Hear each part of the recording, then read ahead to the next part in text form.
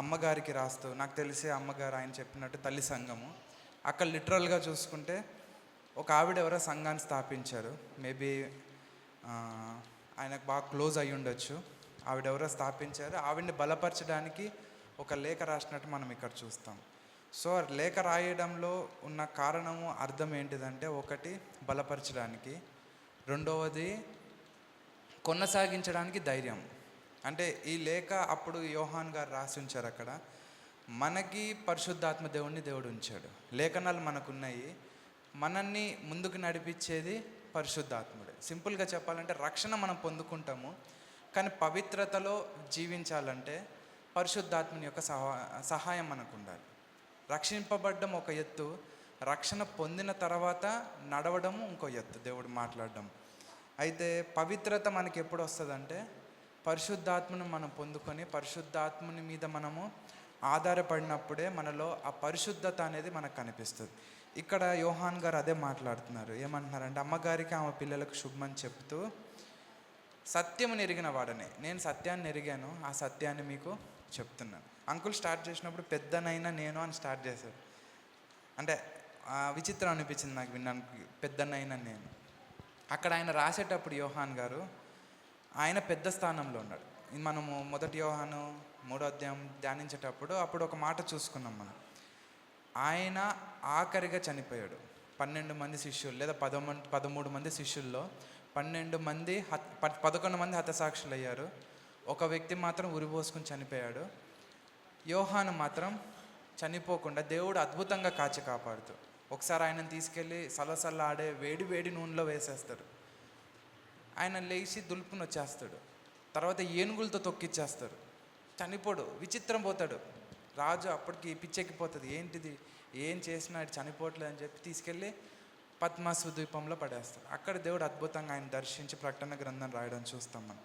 అయితే ఆయన 11 మంది చనిపోయారు. అప్పటికి ఎవ్వరు లేరు, ఇంకా ఆయన ఒక్కడే ఉన్నాడు. సో ఆయన నుంచి వచ్చే మాట మన ఆదరణ చూసుకోవచ్చు. అంటే మనం ఇక్కడ చిన్న పత్రిక, అందులో ఉన్నవన్నీ చెప్పేశారు అంకుల్. ఒకటి ప్రేమగా ఉండాలని, రెండోది అబద్ధ ప్రవక్తకులు వచ్చినప్పుడు మనం ఎలా నేర్చుకోవాలనేది.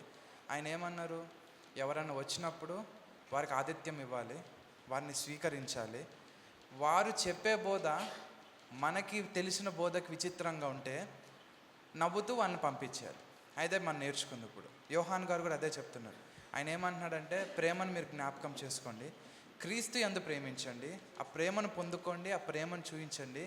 వేరే వాళ్ళు వచ్చినప్పుడు, అబద్ధ బోధకులు వచ్చినప్పుడు వారిని మీరు తిరస్కరించాల్సిన అవసరం లేదు. మొక్క మీద పొండరా అని చెప్పాల్సిన అవసరం లేదు. ఆదరించండి, వారికి టీ కాఫీలు ఇవ్వండి, ఏదన్నా భోజనం పెట్టండి, గుడ్ బై చెప్పండి. కానీ వాళ్ళలో నడవాల్సిన అవసరం మనకి లేదు, ఎందుకంటే వారి బోధే తప్పుడు బోధ అని మాట్లాడుతున్నారు ఇక్కడ. అయితే మనము యోహాను రాయాల్సిన, అంటే పత్రిక గురించి మాట్లాడతలేదు, మామూలుగా చిన్న జిస్ట్ చూసుకుంటే యోహాను భక్తుడు రాయాల్సినంత అవసరం ఏమొచ్చింది ఒక సంఘానికి, లేదా మనకి పత్రిక ఇక్కడ అవలంబించడానికి గల కారణం ఏంటిది అని ఒకటి జ్ఞాపకం చేసుకుంటే, ప్రతిసారి మనం చూసేది ఏంటిదంటే, ఒకటే మాట్లాడతాడు, ఏంటిదంటే సత్యమును బట్టి మిమ్మల్ని నిజముగా ప్రేమించుచున్నా. నాకు విచిత్రం అనిపించిన మాట ఏంటిదంటే, 9వ వచనం మనం చూసుకుంటే, క్రీస్తు బోధయందు నిలిచి ఉండక దానిని విడిచి ముందుకు సాగు ప్రతివాడును దేవుణ్ణి అంగీకరింపనివాడు, ఆ బోధయందు నిలిచి ఉండువాడు తండ్రిని కుమారుని అంగీకరించువాడు. ఏసే క్రీస్తు అని నమ్మాలంట. ఏసే క్రీస్తు అంటే మనకి అభిషక్తుడిగా వచ్చిన వాడు ఒక్కడే, మనకు మార్గం ఏర్పరిచిన వ్యక్తి ఒక్కడే అని మనం నమ్మాలని ఆయన యొక్క అక్కడ భావన. అప్పటికి అనేక మంది అబద్ధ ప్రవక్తలు వచ్చేసారు, అబద్ధ బోధలు స్టార్ట్ చేశారు. ఎందుకు? ఫేమ్ కోసం అయి ఉండొచ్చు. అబద్ధ బోధలు ఎందుకు స్టార్ట్ అవుతాయండి? సొంత ఏమంటారంటే దాన్ని, ఏదో ఒకటి డబ్బులు సంపాదించుకోవడం కావచ్చు, లేకపోతే పేరు ప్రఖ్యాతలు సంపాదించుకోవడం కావచ్చు, లేకపోతే ఇంకేదైనా సరే మన సొంతం మనం పెట్టుకున్నప్పుడు మాత్రమే అబద్ధ బోధలు స్టార్ట్ అవుతాయి, ఒక తెగ స్టార్ట్ అవుతుంది.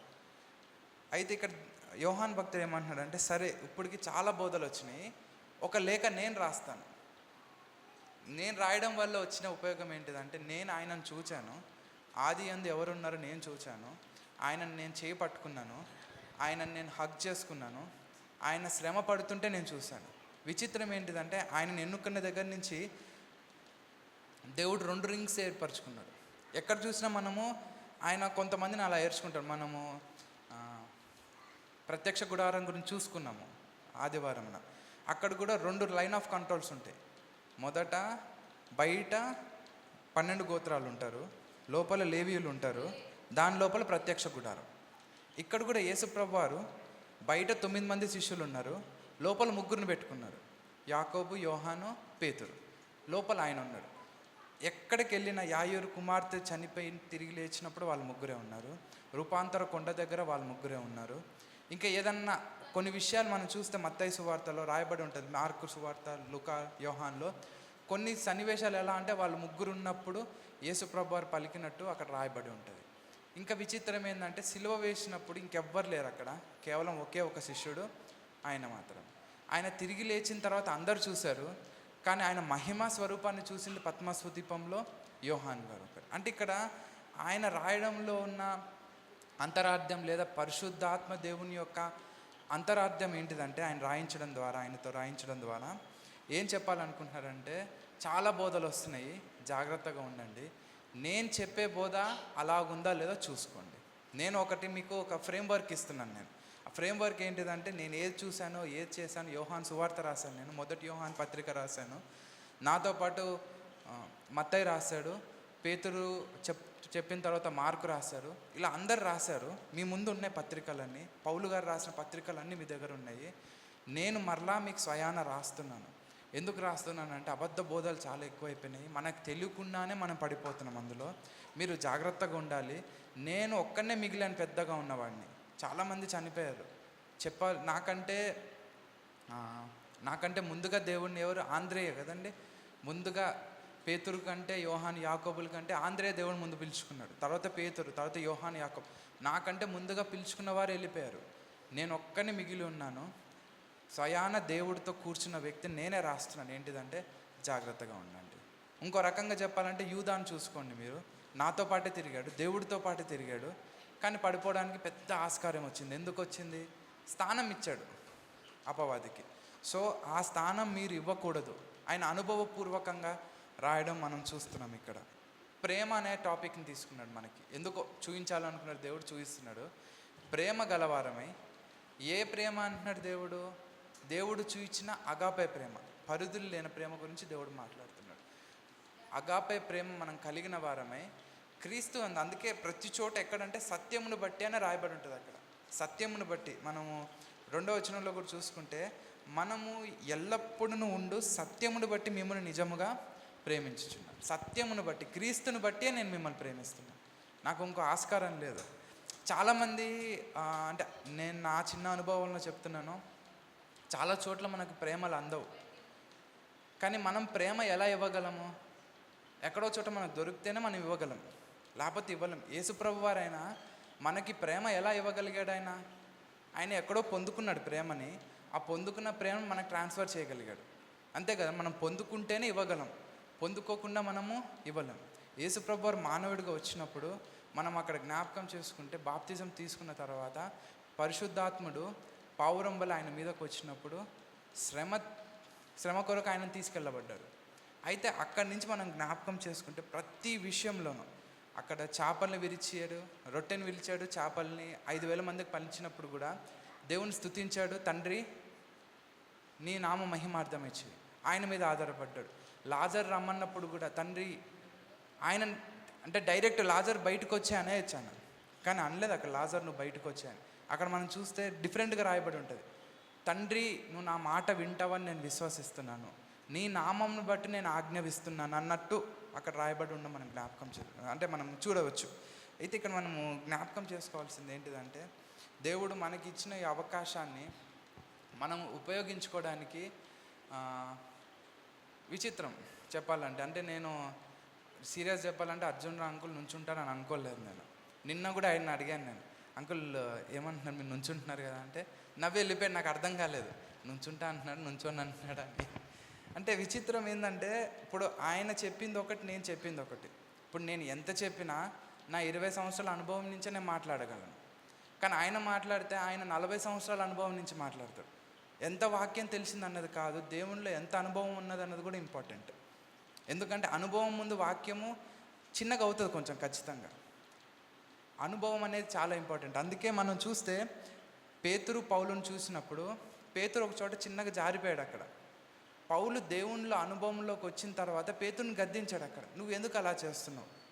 పేతురు వెమ్మటే తల వంచాడు. ఆయన కూడా ఏమన్నాడంటే అవును నేను తప్పే చేశాను అన్నట్టు వాదించలేదు. అక్కడ ఆయన వాదించవచ్చు, నువ్వు నా దగ్గర నేర్చుకుని నువ్వేం మాట్లాడుతున్నావు వాదించవచ్చు, కానీ వాదించలేదు. అలా అని చెప్పి పేతురు చేసిన అద్భుత కార్యాలు విచిత్రం. అవి మనం చదువుకుంటూ పోతే చాలా ఉంటాయి.